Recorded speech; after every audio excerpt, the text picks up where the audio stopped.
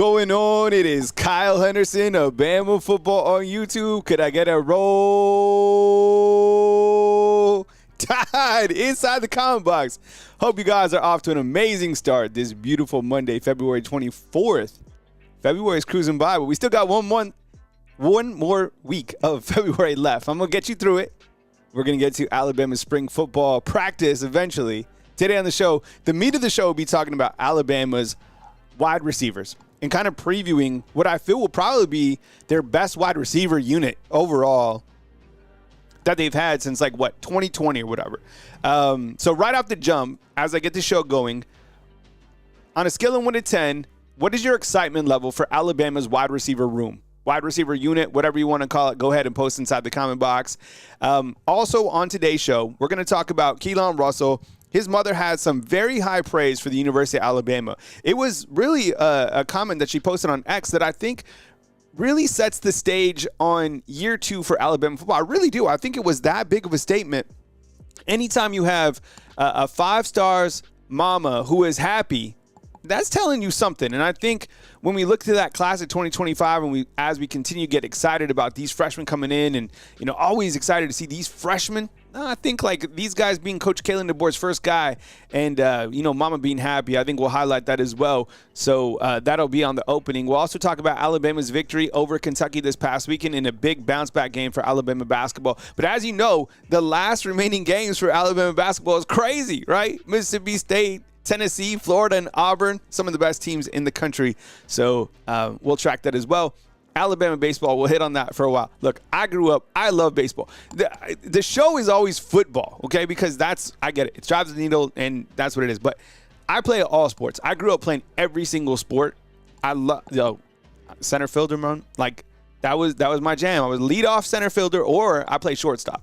So I have a lot of respect for baseball team right now, 8-0. We're going to talk about them. I know one of the assistant coaches, really great guy. But something that they did after the game, I'm not a fan of, and I'll tell you about that. I'll show you a picture of it.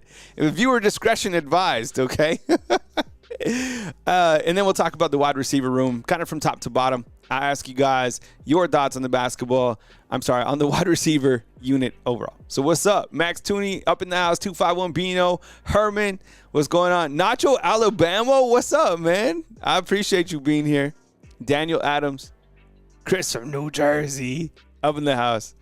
Everybody kicking it this morning on this beautiful Monday. Definitely make sure and hit the thumbs up. Super chat goal today is, as you can see, it's posted on the screen. So let's get it going. This is what Keelon Russell's mother had to say on X, formerly known as Twitter, whatever you want to call it. All right. So here she says, "When I say I'm 100% pleased with Alabama football and University of Alabama athletics and the University of Alabama, period, the communication, the scheduling, the tutoring, the embrace of Keelon Russell has been outstanding. Thank you for leveling up and keeping these young men together. Let's keep it rolling. April Moore, mother of Keelon Russell." And I start here because if mama isn't happy, then nobody's happy. And I think that this statement really coincides with how class of 2025 is going to be viewed and really the momentum that class of 2025 has as an overall class. This is Coach Keelon DeBoer's first class. This class is going to be remembered during Coach Keelon DeBoer and part of his legacy. What's up, Ron G? 72 Chevy, I see you inside the comment box, right? David coming into us from L.A. down in Mobile. Appreciate it, man. But think about that type of endorsement like Max Tooney says. This is a 5-star, number 1, number 2 player in the entire country talking about Alabama football, talking about Alabama athletics as a whole, right? Probably some to Greg Byrne and what he continues to do with Alabama football and Alabama athletics overall, clearly, right? And just the university overall in terms of the communication, the scheduling, the tutoring, and the embrace of her son. It was the biggest transition in college football, having somebody as high stature as Coach Saban and Miss Terry, right, leave.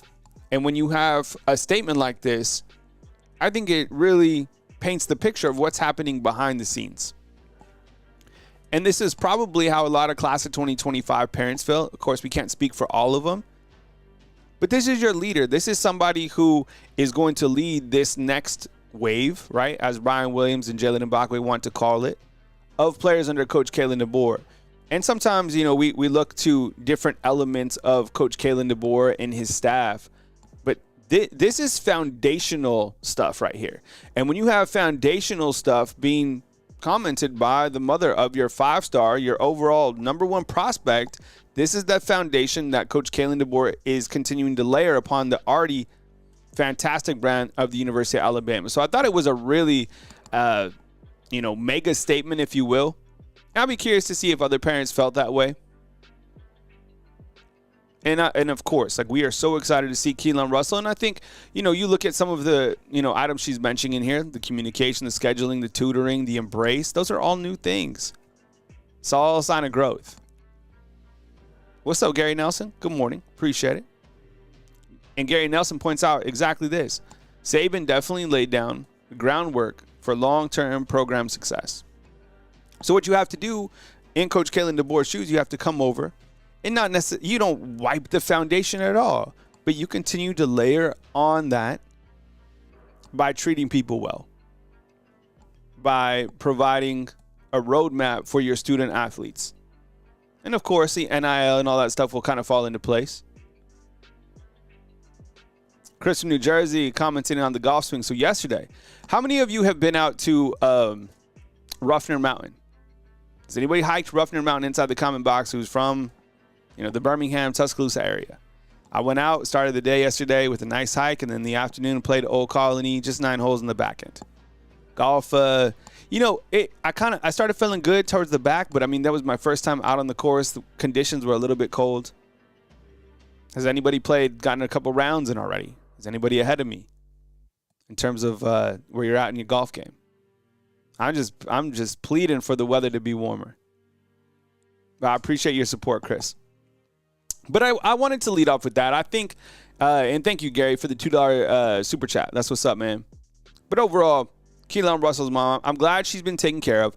I'm glad, most importantly, her son has had that embrace from the University of Alabama, from the university up top, the athletics, Coach Keelon DeBoer, the Alabama football team. It makes me, I was like, as soon as I saw that, I was like, yep, we're going to lead off with that in the show because that sets the tempo of class of 2025. Good stuff. All right, so I don't know if you guys know this, but you can jump inside our community tab. This is a cool feature by YouTube. So if you're on your phone, right, and you pull up Bama Football on YouTube, I'm sure you have the YouTube app. Go to Bama Football on YouTube and hit posts. It's up at the top. You have like videos. It says posts. You can comment on the post. Treat it like a message board, if you will. I'm going to read out a couple things that are up on the screen from our post tab. And the first one, a couple days ago, Bama Production says, and this is interesting, so I want some feedback here. All right, the meat of our show in the back will be previewing the Alabama wide receivers. I'm going to let everybody get checked in from their good weekend. A little dressed up. I don't know. I've been kind of feeling a little bit more dressy lately. I don't know why. Sometimes I get in these moods. One time I used to do, there was a phase where I just did the show in a blazer. I don't know. Look good, feel good sort of thing. I'm always feeling good, to be honest. I have a lot of guys. I just got back from the dentist. Teeth are polished. I'm ready for the ball. Feeling good. I'm an avid flosser, too. I'm flossing all the time. Man, what's up, Samuel? I see you inside the comment box. What's up, man? Oh, Chris from New Jersey. I would imagine that practice starts in early March. I don't think that they've announced like their official dates for spring football, but when they do, I will definitely inform you guys. Gary Nelson in with another $5 super chat. I appreciate it, man. Saying I struggle from tee to the green, but at least my putting. Man, it's that short game. All right, so Bama Production says this, and I want some feedback inside the comment box, okay? If you could pick one former Bama player to be on this year's team, who would it be? Bama Production, sometimes they'll call in. He's a young cat. Lynn Shannonfield, good morning to you. What's up? It's me, Marvin. Good morning. Okay, so inside the comment box, I want you to list, based on this team, and we've gone through enough roster management that you should know what this team needs. If you could pick one former player to be on this Alabama team, who would it be? He goes with Bryce Young. I don't know if I'm going to go with Bryce Young. I don't even know if I'm going to go with the quarterback. Ooh, Max Tooney's he's going for the big one. Let me ask you this. Who's the best right tackle ever at the University of Alabama? That's who I might be going with. Gary Nelson. See, I'm looking at it. Gary wants Devontae Smith. I'm not necessarily. I'm looking at this year's team. I'm trying to fix the right tackle. I think quarterback will probably be somebody that, a lot of you go with inside the comment box. I see Derrick Henry. I see Joe Namath. I see Bryce Young. And this is somebody who would add to this roster. I don't know. I'm going with somebody who Alabama needs, and that's the right tackle position. But I need help. Who do you think the best right tackle is? I mean, could you theoretically get somebody like, I don't know, Evan Neal? I can't remember if he played left tackle or right tackle. Maybe like Alex Leatherwood? And I'm not even going for like an all-time great. I'm going for like a best tackle.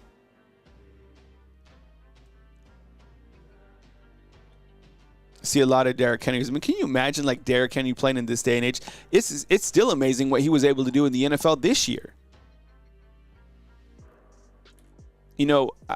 I think the right thing to do for NFL Player of the Year is Barkley, right, for the Eagles.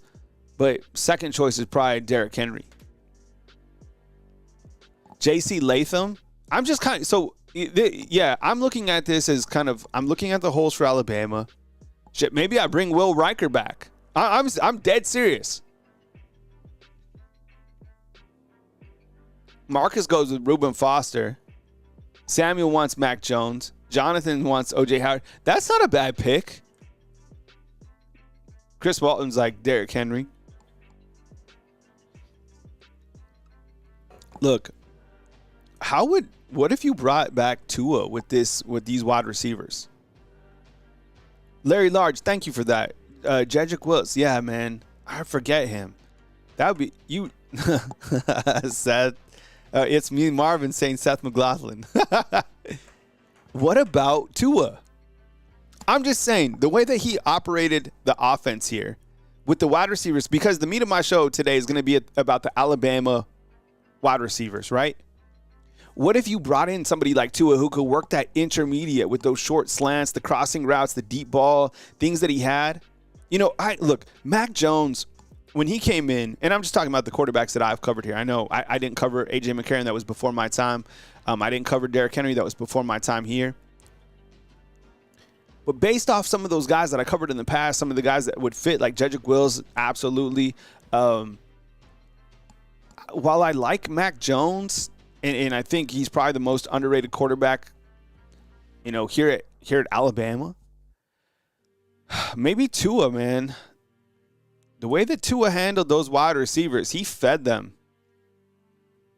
Oh, Minka's a good one, yeah.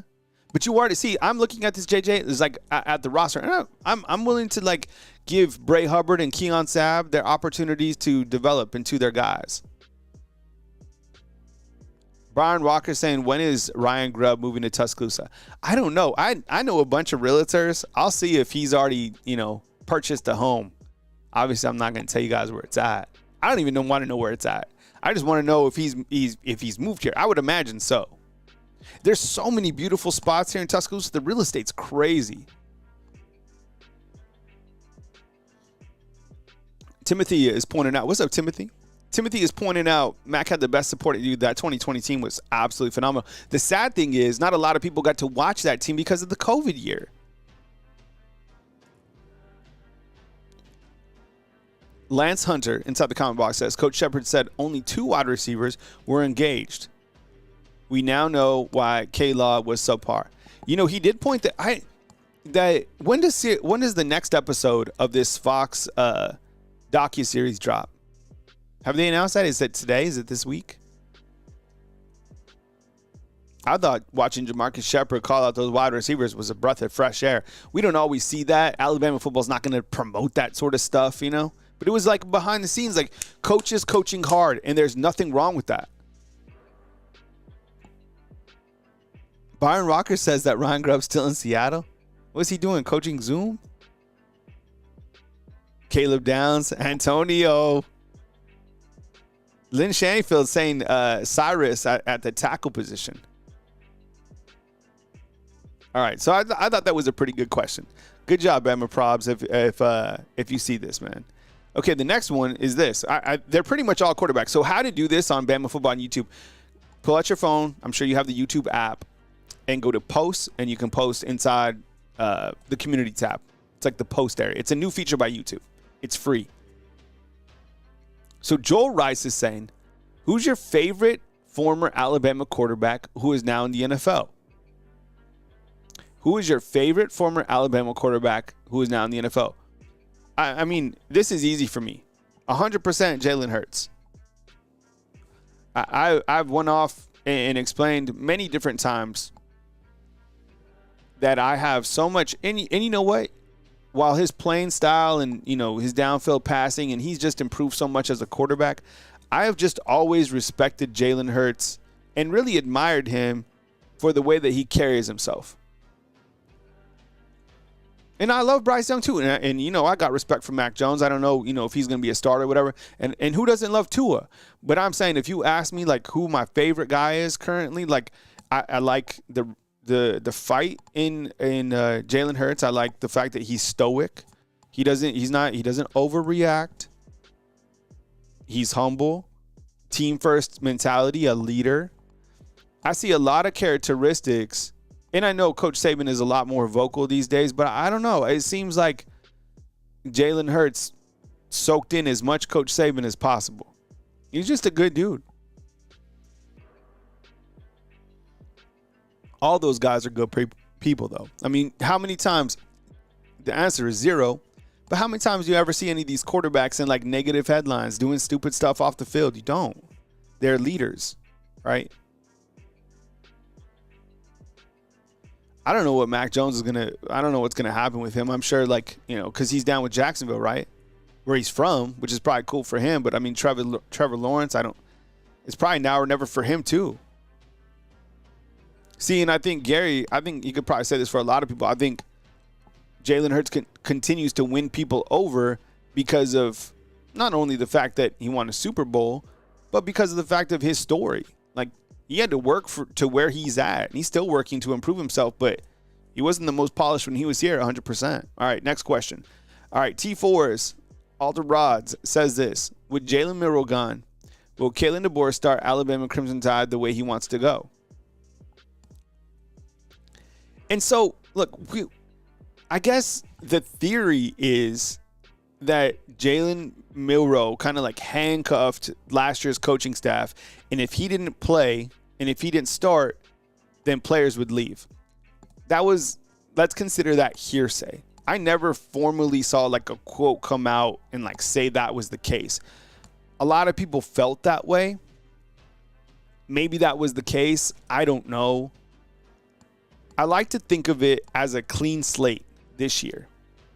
Antoine straight up saying, yeah, the answer is yes. I like to think of it this year as a clean slate. You don't have anybody who was a returning starter. When there's a returning starter at quarterback, that's a big deal.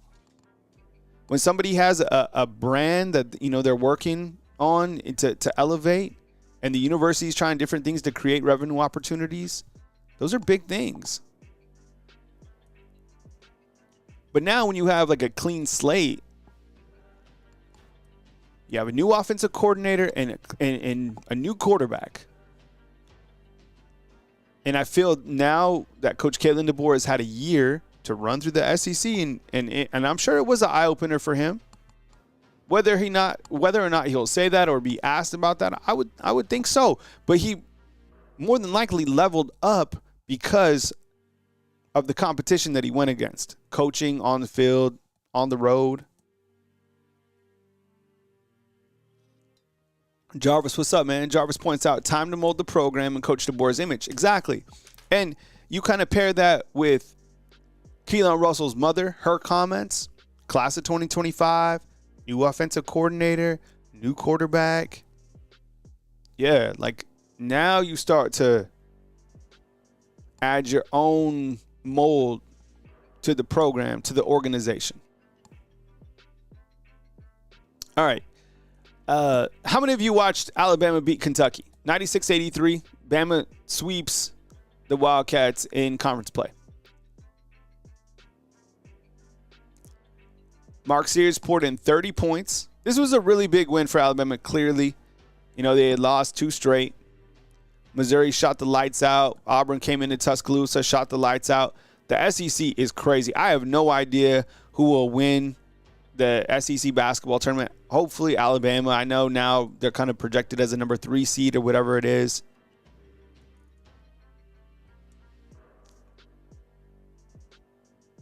Coach Oates, following the game, talked about Mark Sears being coachable. That's my favorite thing, man, is when a player of that level is receptive still to coaching. When a player in the NBA, when a player in the NFL is still accepting to be coached, and when someone's coachable. That's why I always talk to my son, right? Football, or my daughter is like, coachable. Be coachable. You can control that. That is a controllable. And when he said that about Mark Sears, I like to see it. So he had 30. Aiden Holloway, what do you have? 19. 5 3-pointers. He's really, really good. 8 wins now over top 25 teams. I think the latest predictions or whatever have them as a number 3 seed. Maybe they win the SEC basketball tournament. They'll be back to a 1. I don't really care where they're seated. It's a tough gauntlet, regardless of where you're at. There's so much parity in college basketball, but this is a battle-tested team, right? Up next, you have Mississippi State this week, and then Tennessee to open up the month of March, and then you close out the regular schedule and conference play against Florida and Auburn. So these next 4 games, damn. The schedule's unbelievable. Mississippi State, this is a challenging team. This is a challenging game that they played. That little point guard went crazy that last game. Hey, Joe Gason, what's up, man? Nicole, good morning to you. Appreciate you being here. All right. We don't talk baseball a lot. I'm a baseball fan, right? I had a relative who played for the San Francisco Giants for many years.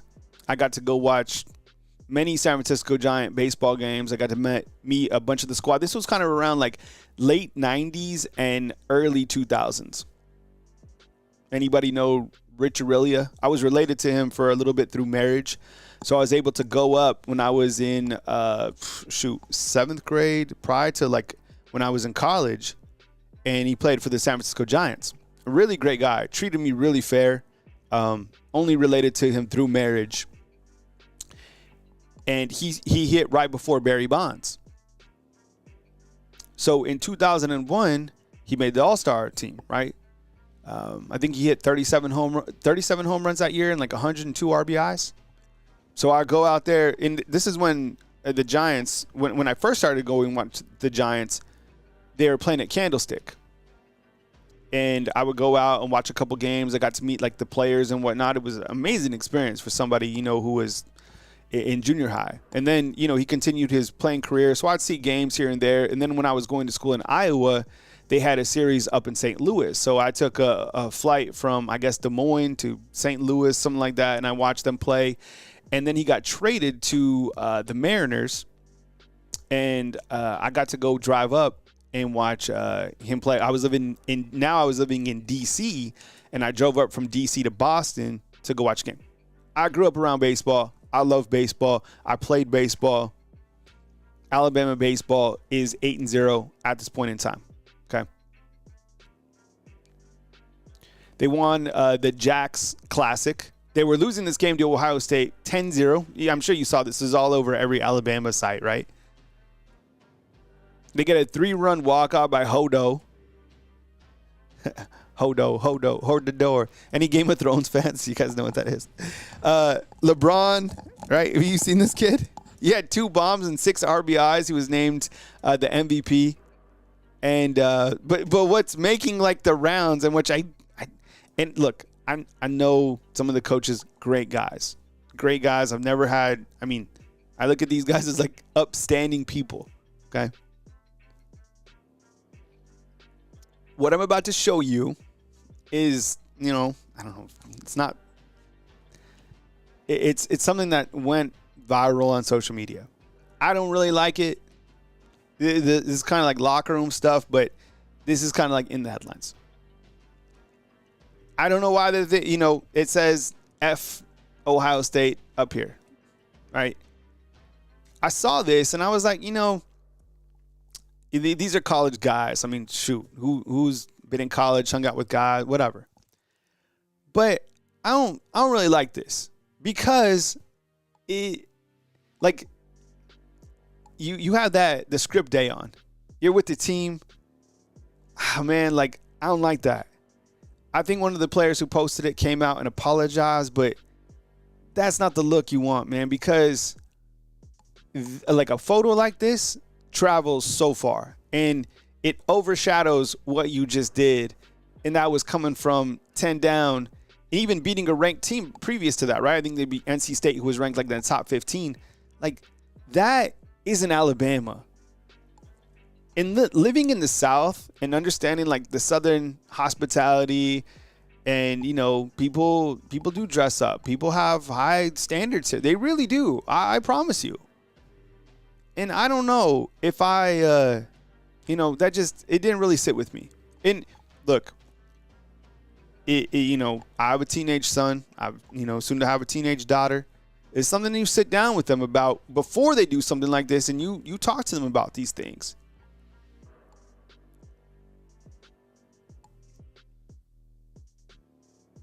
Antoine's that's like rushing the field after winning football. So, look, you talk to the team, you take accountability. I think they did. I think whoever posted this did apologize. And that's the thing, take accountability. You address it. Hey, and this is what you say. You take accountability and you're like, you know what? I've had time to think about this. That was not the right thing to do for our team, for the brand, for the University of Alabama. I apologize to Ohio State. I apologize to the University of Alabama. I'm ready to get back to playing, and I can do better, and I will do better, and I am sorry. And, let's move forward and play baseball. So, and I think that's kind of already in the framework. So, whatever. And look, you just don't want the brand of Alabama, whether that be football, basketball, baseball. The basketball team went through some stuff a couple years ago. People have issues with different things that the football team might be doing. The brand, trust me, man, the brand is so sacred. So, I'm sure they'll address that. And like I said, I know some of the assistant coaches, they are, I promise you, they're probably not happy about this. Anyways, so take accountability, move forward, and keep winning baseball games, because this right here is what we want to see. Wins, right? Wins, not this. All right, let's talk about the Alabama wide receiver room. And let's start out like this. On a scale of 1 to 10, what is your excitement about the wide receivers that are in this room coming back? Scale of 1 to 10. Mine's a 10. It's easy for me.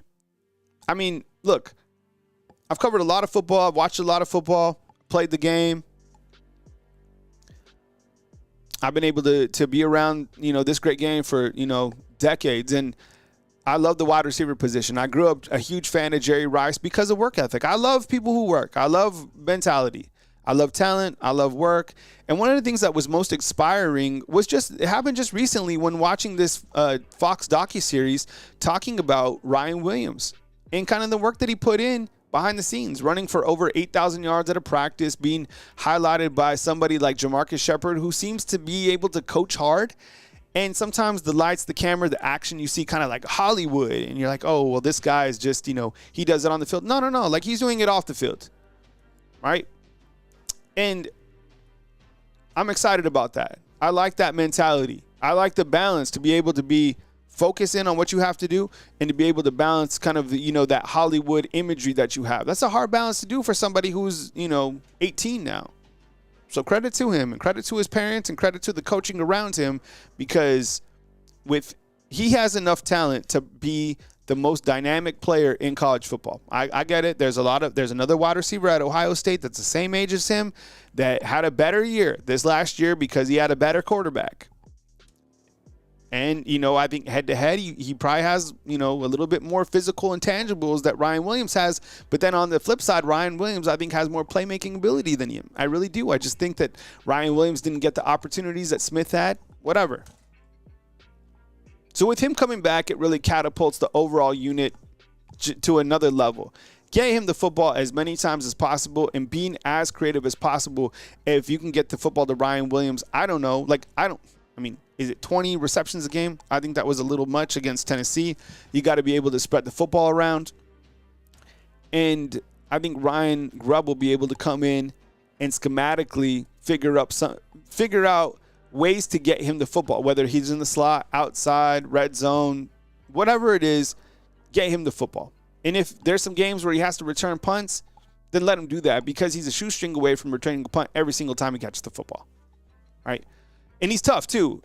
I definitely want to highlight this. How many times did you see Ryan Williams get hit last year? I saw him get hit probably like 5 times. Hard. Like, really hard. Like, I'm watching the game on the TV, and I'm like, oh, damn. I'm like, yo, he got hit. He got hit against South Carolina. Hard. He got hit against Tennessee. Was it Tennessee? There was a couple other times where he got smashed and he popped right back up. West Coastin is listening from Bangkok. That's what's up, man. 10-10 on the White House. That's what's up, man. Out in Bangkok, man. That's amazing. Lynn Shanifield, what's up, man? Lynn Shanifield asks, Kyle, I ask you, did you think Ryan Williams is the best name on the list? Do I think, out of these guys right here, do I think he's the best wide receiver coming back? If that's your question, Lynn, then yeah, I do. And it's easy for me to say that. And that's no disrespect to the other guys on the list because I'm going to talk about each of the guys and what I'm excited about with each of these guys, like what they bring to the table. But like Wayne's World and, I think Antoine is asking this, and this is why I was kind of asking maybe if we were to bring back anybody for these wide receivers, I was thinking maybe Tua because he seemed to be able to work the middle of the field better than anybody that I've ever seen at quarterback for Alabama in the 9 seasons that I covered the team. Antoine says this, bro, how many quick slants did our wide receivers catch last year? The pass should be completed maybe 50 times, and that's why I'm thinking man, you get the ball to Ryan Williams, Rico Scott, Cole Adams, Jalen Hell. I haven't really seen Jalen Hell kind of open it up yet. Maybe like a Latsier Brooks, even a Jeremy Bernard, right? These guys have that after-catch mobility, especially Ryan Williams. Ryan Williams should be catching things across the middle of the field as many times as possible or anything kind of under that 15-yard window because of his after-the-catch playmaking ability. I get it. You have to take your home run shots with him just because of his speed and his separation. But I think the majority of his catches should be under that 15-yard window. And if it is that, Alabama's offense is going to be almost impossible to stop. That guy's that good. Just get him the ball under 15 yards. All right, let's talk about the wide receiver all the way to the left, and that's Isaiah Horton. So Isaiah Horton came to Alabama from Miami. I was talking to somebody, I know a lot of people that cover all sorts of different teams. I've been in this industry for a long time, 20 years. I've made a lot of great contacts. And when I was talking to somebody who covers the Miami Hurricanes, I told him, I was like, Isaiah Horton's about to come over here. They're trying to figure out, NIL and stuff like this. And he's like, are you serious? He was shocked because he felt that he felt that Horton was going to be their star receiver this year from Miami. Their star. And with the quarterback that Miami had this past season,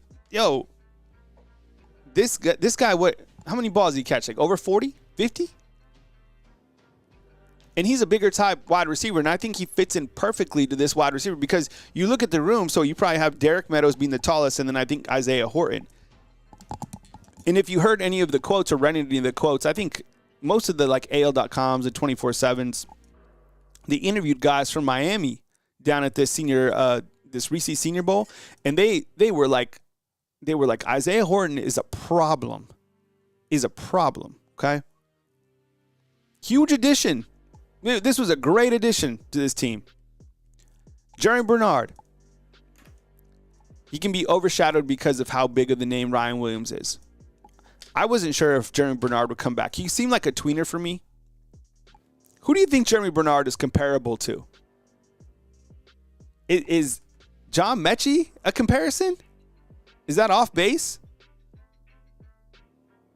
I mean, like, John Mechie didn't seem to have, like, a burner type speed, but he seemed to be able to sit in zones. He'd be able to, like, he had good hands. He was reliable. He was one of the guys here for sure, 100%. His comeback story is incredible in the NFL. Ardarius Stewart, well, that is a really good comparison, Wade's World. I'm asking for comparisons for Jeremy Bernard inside the comment box. I like that one.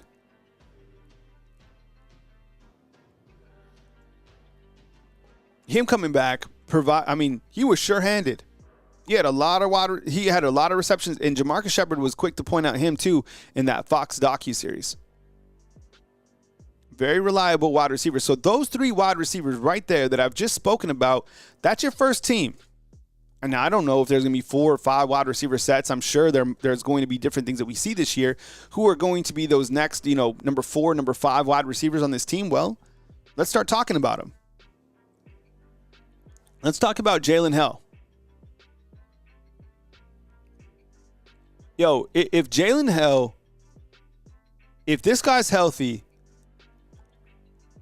he's going to be one of the most dynamic wide receivers that this team has. And that says a lot because I just talked about 3 that should be very difficult to stop. But Jalen Hill has a combination of good size. He has good speed. He probably would have fought for starting time last year if he was healthy. Now, one of the storylines that we're watching as we go into spring football is how healthy is he? Is he 100% from the jump? I don't know. He didn't look 100% when they were practicing with the Citrus Bowl, but it was good to see him running.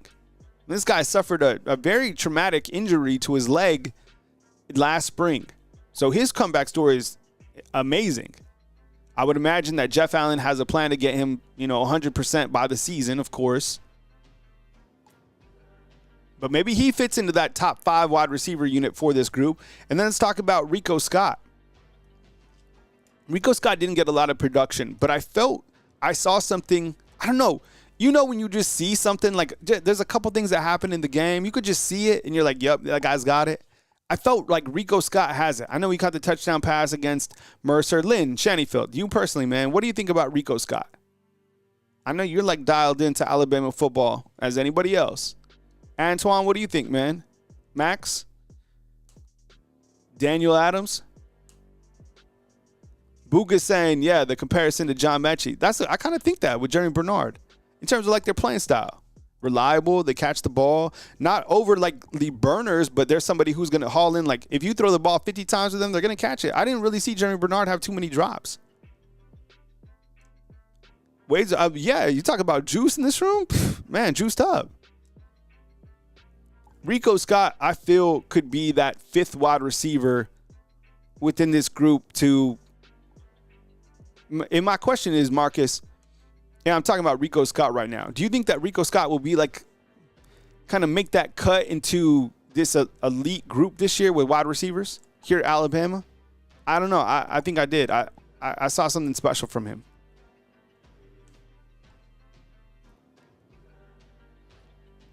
Kendrick and saying, thank you for having my back on that, man. I felt the same, man. I felt that Rico Scott, like I saw something special.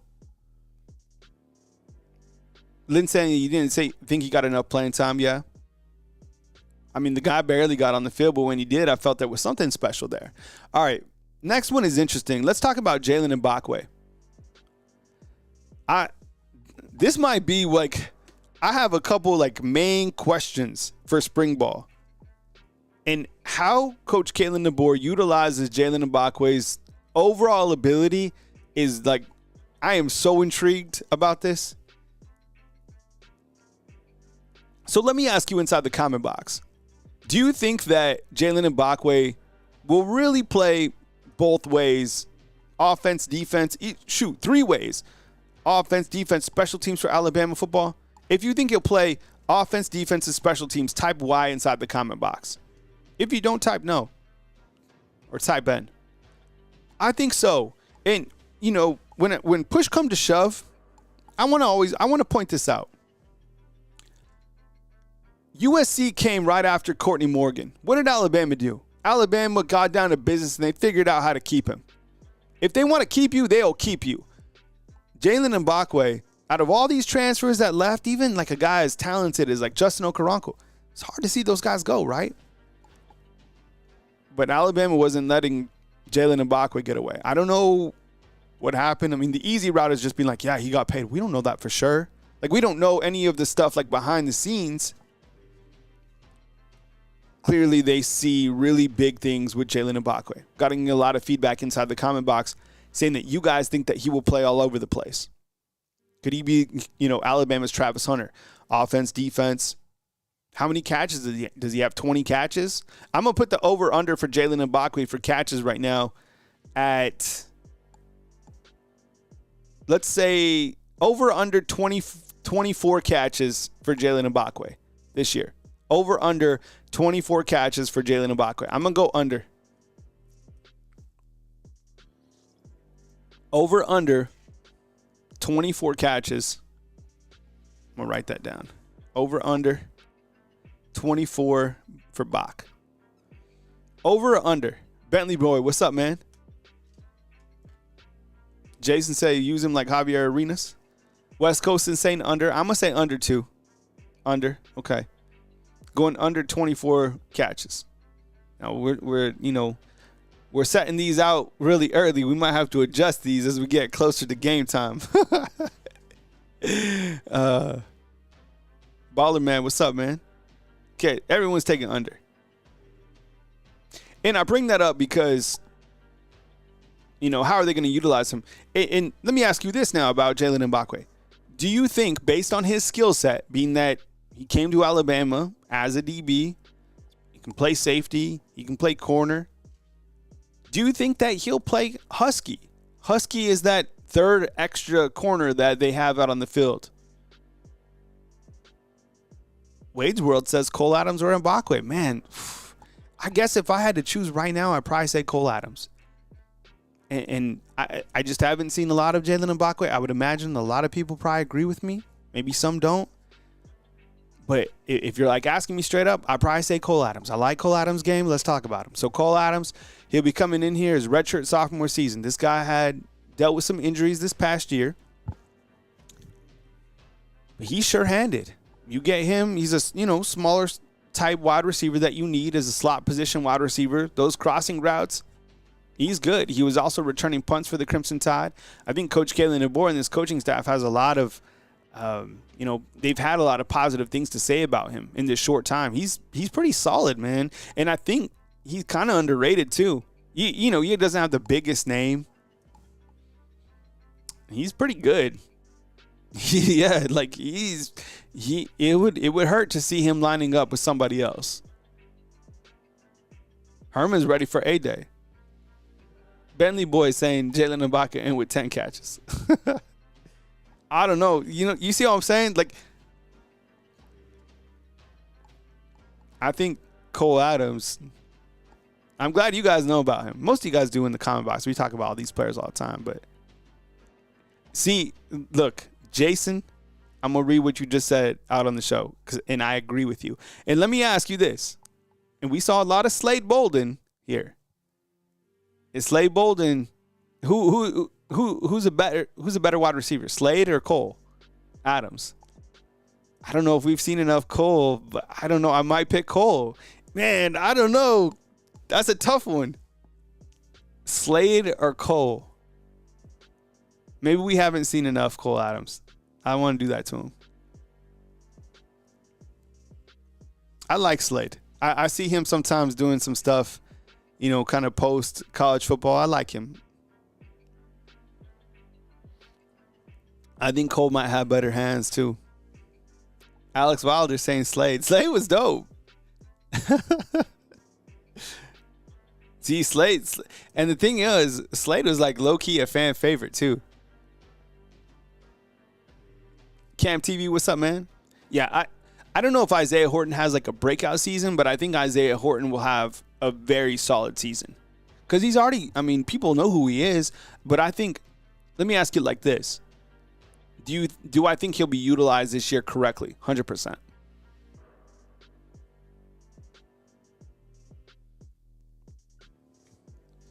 Yeah, a lot of people talking about Slade inside the com box. Slade's a baller. All right, before I get to that graphic, let's talk about Bubba Hampton. One time I put together this list of like always doing different things. One time I put on the list of guys who I could see transferring. People get mad at those type of videos, but it's like shit. I mean, with all these guys that you have here, we know it's going to happen. And if I'm looking at the board right here, how are all these guys going to play at the same time? I don't know. Bubba Hampton, the first thing that Coach Saban said about him was he's got dog in him and he plays both sides of the ball. Man, I love me some Bubba Hampton. I would love to talk about him just because his name is Bubba. I just don't know how they're going to utilize him.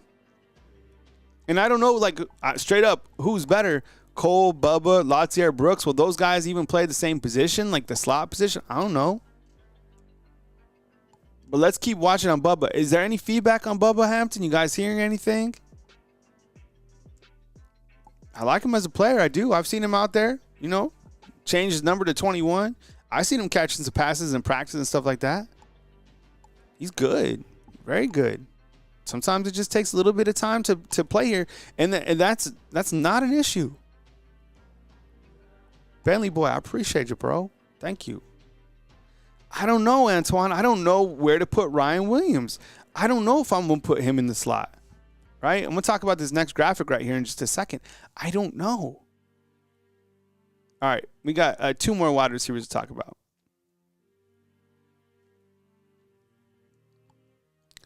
Latsier Brooks and Derek Meadows. These are each your wide receivers that came in with that class of 2025. Completely different wide receivers, right? Latsier Brooks, he's a slot type wide receiver. I wouldn't say he's undersized. He's going to be a problem. This guy caught for over, almost 30 touchdowns this past year. Made SportsCenter a couple times with kind of, some of the grabs that he had. Derek Meadows, 6'5", 6'6". Got a lot of shake to him as well. He's out of Bishop Gorman. Latsier Brooks out of New Jersey. Couldn't even be further from each other, right? Let's talk about Latsier Brooks. I remember, I think it was one of the Tuscaloosa sports reporters had an interview with Courtney Morgan. And Courtney Morgan was talking about the fact that Latsier Brooks, like, he's ultra dangerous with the football in his hands.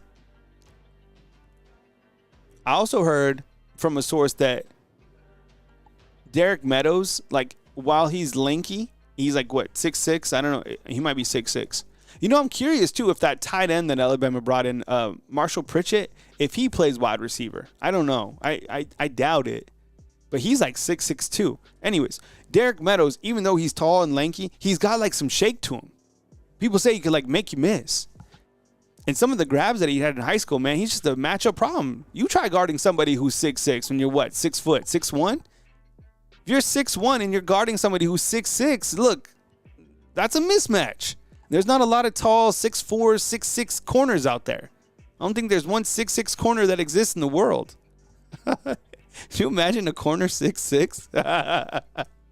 Right? Who's the tallest corner out there? I mean, probably, what, Mustard's our tallest corner. Was Mustard like 6'4"?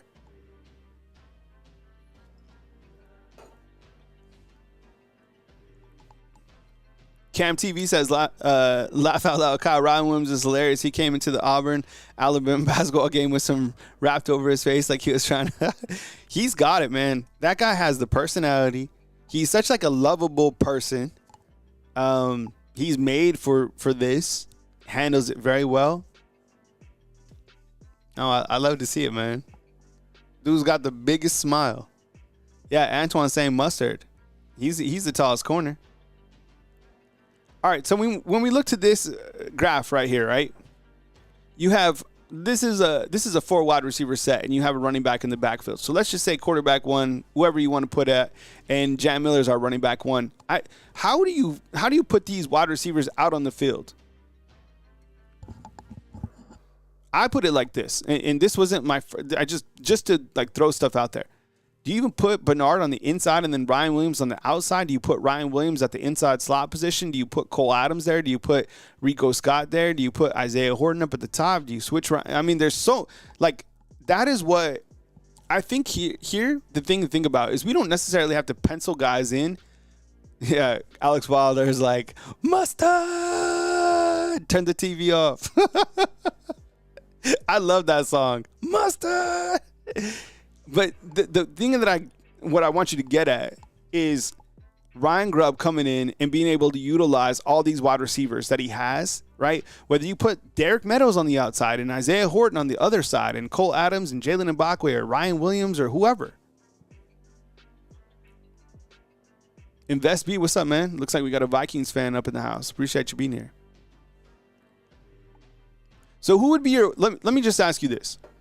For those of you that are like knee deep in this stuff, how would you put your wide receivers out here? Who's your 4 wide receivers for this graphic? Kendo, what's up, man? He has hell over Horton. Yo, Jalen Hill's he's good, man. Invest B backing up his comment about Latsier Brooks starting over Cole Adams, saying yes, he will if he's shiftier and faster. I don't know, he might be. Latsier Brooks is. He's got a lot of shake to him. So you put Samuel's putting Williams in the slot. I kind of put Ryan Williams in the slot as well. I've been messing around with Isaiah Horton on the outside, Jeremy Bernard on the outside, and then Ryan Williams at that slot position. Antoine has it, Horton and Hell on the outside, Ryan and Bernard in the inside. Ooh, that's dangerous. Dennis points out Grubb will be in heaven with these wide receivers. That's what I want you guys to get at. Is I think you can mix and match this all over the place. Could you imagine like Ryan Williams inside, Latsier Brooks inside, Jalen Hell outside, Isaiah Horton. Lynn Shannonfield has it. Brooks, Ryan Williams, Jalen Hell, Horton. Yeah. There's a lot of combos that you can go with and keep guys fresh, right?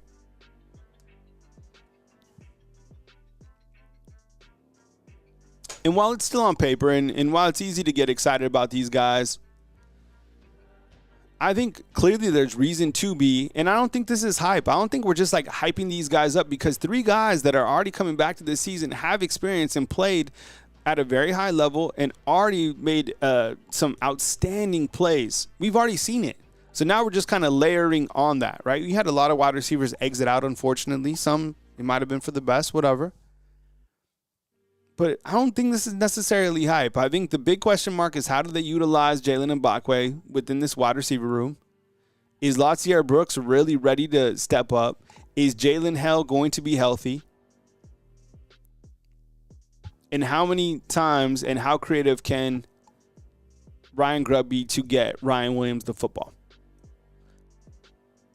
I mean, what? Roman Dunze back in 2023 caught 92 passes. Does Ryan Williams need 92 receptions? I don't think so. But can you imagine if Ryan Williams caught 75 passes this year? Antoine's like, I don't care, man. Run the ball.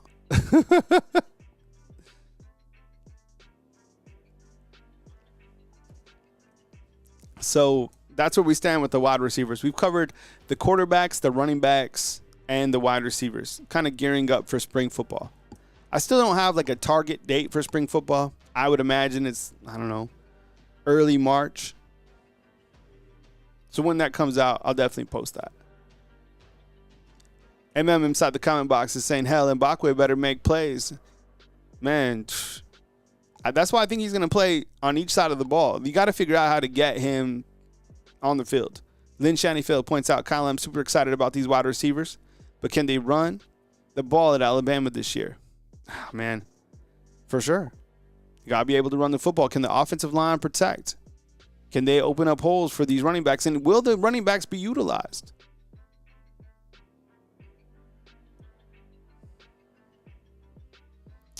Well, that's your show today, fam.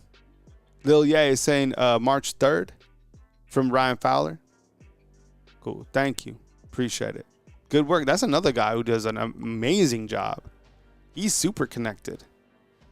I met him many times. Really good dude. He used to be a paramedic before he started hosting the radio show, I believe. He's a really good person. I really like him. Ryan Fowler. I'm sure you guys listen to his show. He's built himself an amazing platform. For sure. So March 3rd. I'll follow up with him. I might shoot him a text just to ask. I haven't. So yeah, and April 12th is the spring game. So April 12th is spring game. And April 15th is the transfer portal window. Oh, that's your show for today. I hope you guys enjoyed it. Thank you very much for all the feedback inside the comment box. Sometimes I'll clip some of the parts of the video and upload them. So I appreciate you guys getting inside the comment box on those videos. These are also available on Apple Podcasts and Spotify later on in the day. And if there's major news or things pop up, I definitely go live during the day. I might not be in a blazer. I might have a backwards hat sometimes. I might have a hoodie. But I was feeling kind of blazerish today, so whatever. But thank you very much for your guys' continued support. I really appreciate you guys watching my videos right here on Bama Football on YouTube. Have a blessed rest of your day. Get inside the comment box. And stay tuned for more videos right here on Bama Football on YouTube. Thank you very much once again. Coming to you from beautiful Tuscaloosa, Alabama, Kyle Anderson, Bama Football on YouTube. See you, fam.